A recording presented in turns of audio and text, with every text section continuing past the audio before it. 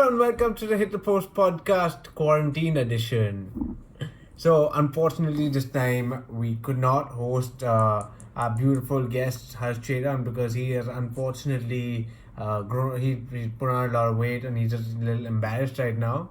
So, we are going to give him a pass until he can get a little better and obviously diet more because he needs it. But in the meanwhile, two of us are here, and Harsh Chopra, how are you doing? Thanks, Rian. I'm doing great. Thank you so much for asking. Yeah, Harsh is not with us after so long. Feels so It good, feels right? amazing. Feels so good without Absolutely him. amazing. I think it's Feels important that we do amazing. some podcast without him as well. Yeah, it was due. Very Yeah, due. well due. I would say that. Today is a very interesting podcast. Today we're discussing why Harry Kane should leave Spurs.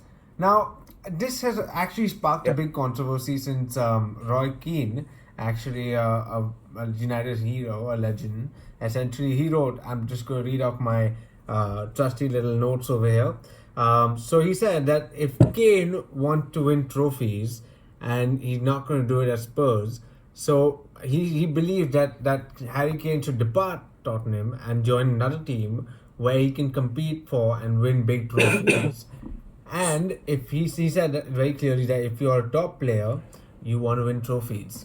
Now tell me, Harsh Chopra, first of all, does this Hmm. make sense? I think it does. If you see the best players in the world and best players in their respective leagues, and in terms of Harry Kane, I think he's a player who's in that position to be one of the top scorers when he ends his career. And every top scorer that you see in the Premier League, they've at least won a Premier League trophy or at least won a major competition. Even to go to Alan Shearer, Alan Shearer is the top scorer in the English football history, and he still won a Premier League with Newcastle United. So it's very weird to imagine the fact that Harry Kane will be one of the all-time top goal scorers without any trophy whatsoever, because it's not even the Premier League that we are talking about. They've not won any trophy. It's true. The last trophy they won was Audi Cup, and before that, In I can't really think 1966, of they a. won their last trophy in Yeah, there you 1966. go.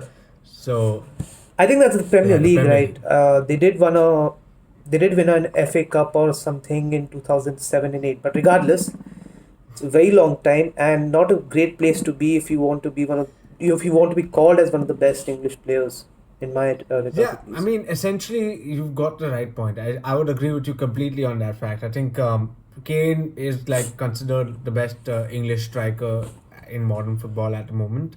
So, I mean, I Yep. would definitely consider shifting out if I would like to win trophy. But do you think this shows his lack of ambition, or does this just mean that he wants to become a club legend and he wants to finish his career in Spurs? I mean, you can give him the benefit of the doubt to try to be a club legend. I mean, we've seen Totti do it, a player who's so well regarded but has not won a lot of trophies with Roma. I'm not sure of his stats, but I'm pretty sure that he's not won those many trophies to be in the same regards as other legends, but being as successful as them in that regard. So I can understand if he wants to be a club legend, but it's just very weird to hear that in the Premier League or in any other trophy, that sense, that how do you be in a club for so long and not win trophies? Yeah, Like, I can understand the fact that you're being loyal to your club, you believe in their process, but come on, the whole process that got them to Jose that's true, Mourinho. man. That's Like, true. if that process had followed with him, we would be seeing him winning trophies this season, because this is the season where he wins trophies. I think it's the second season of every club where he wins trophies. Third season he falls off and gets sacked. So if Jose Mourinho is not winning trophies in his second season at a club, then I think it's just a big problem, a big issue to solve. That's true. That's true. So now that we have established the fact that Kane does need to leave Tottenham, now the big question is, where does he go? And we have to take a few things into consideration, that Tottenham are not just going to let him go that easily. They will be asking for a big price for him. So from all the teams in the world, which teams come in your mind, Vihan? Like, which team do you think can land him? I think honestly that's a good question. I think Kane has to fit a big bill on any club's balance sheet. So essentially, he would have to go to a club that's willing to spend a lot.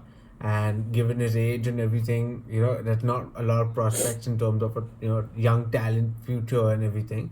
So at the moment, I would say, given that there are, I mean, we're looking at the big money clubs, probably we would look at probably something like United, PSG, and Madrid.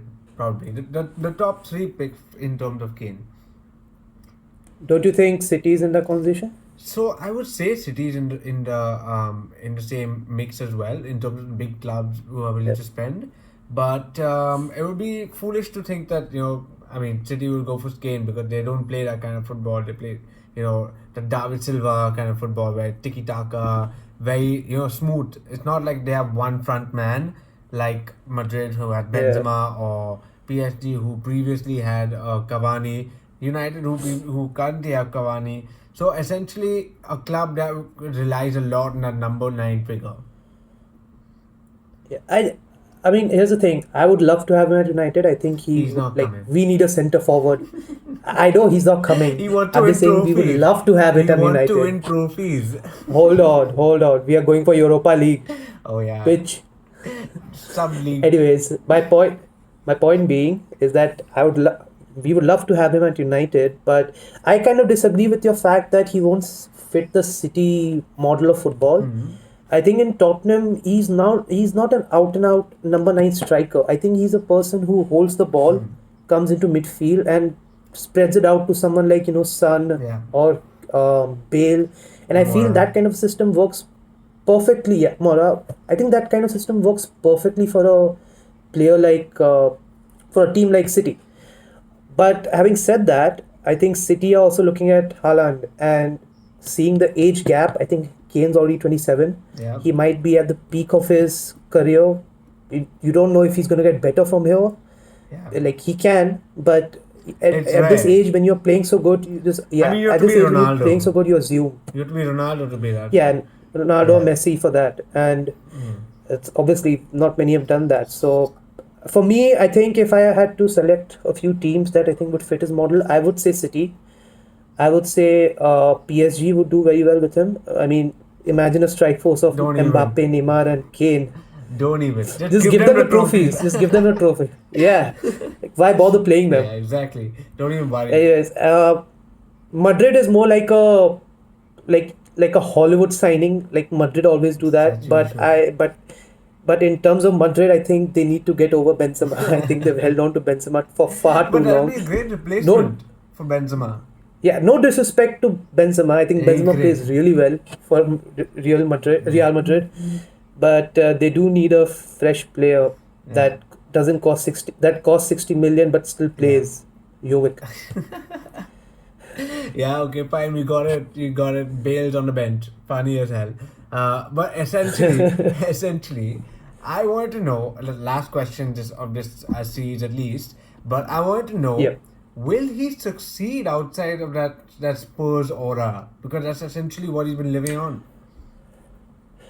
Definitely, I think he's the most consistent player along with Son. I think he's the most consistent player in Tottenham across all the managers that have been there. Now he's played under I think 3 managers. He started under Tim Sherwood.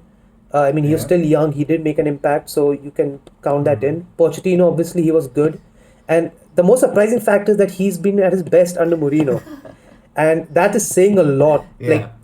Like again there can be a lot of argument in the sense that Mourinho has defensive teams and he sets up defensively, but he's managed one of the Real Madrid teams that have had 100 points in a season and one of the best counter attacking team in the world. Yeah. So in that sense it might not be too surprising, but I think Kane is a player that can adapt to any situation. He can Yeah. be a perfect number 9, he can be a perfect false number 9, he can hold the ball well, he has good technique. Yeah, he's just going to be successful wherever he goes. Yeah, definitely. Hopefully he goes somewhere though, because I mean, Then this would be useless. Then you're Can't watching, stay there, just yeah. watching time pass. Yeah. But I think what actually clarifies your point a lot better is that he has done really well in England. Playing for England essentially means that you're playing with different players. You're playing against we're playing under a different manager. So if he can succeed in that aspect, then I don't think he should have an issue with playing with someone like in Real Madrid. hopefully he doesn't go to Bayern. because they get the best players every fucking time. Every Like, time. I'm tired of this shit, man. Like the only problem they always have are managers, which they have solved now. Yeah. But they always get the best players. I don't know how they manage it, but they always do. It's So frustrating. yeah, There's no no doubt bad. about it. It's frustrating. But on that beautifully frustrating, point, I think it's important that we end Yeah, the podcast because we want to keep it short as well, so that more people can yeah, digest it as well. Because we've noticed that a lot of people don't actually watch a lot in terms of the duration of our videos.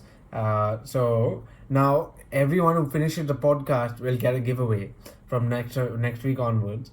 And what a giveaway is essentially just like us giving away a little bit of our hearts. okay. I was a little bit worried there. I was just gonna ask you, Yeah, what are you gonna we're give? We don't very have anything to broke. give. And speaking of broke, Yeah, where's our sponsor? We need a sponsor, guys. Come on, it's time. It's time we get a sponsor. And if we, I I've mean, given up, man. yeah, I think I've given it's up. time that we get a sponsor. So those of you out there who have money, sponsor us, and we will literally promote you on every video. And it's been a Yeah, pleasure chatting, Hush. with our 300 subscribers, by the way. Yes, we've hit 300 subscribers. Thank you very much for that as well. And Harsh Chopra, I will see you on the next one. Yes. Peace. See you, lads.